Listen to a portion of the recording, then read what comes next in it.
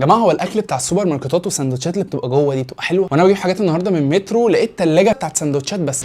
بصوا بقى انا جبت مبدئيا دي سيزر سالاد، وادي سندوتش، وادي التاني، وادي التالت، وادي الريزيت.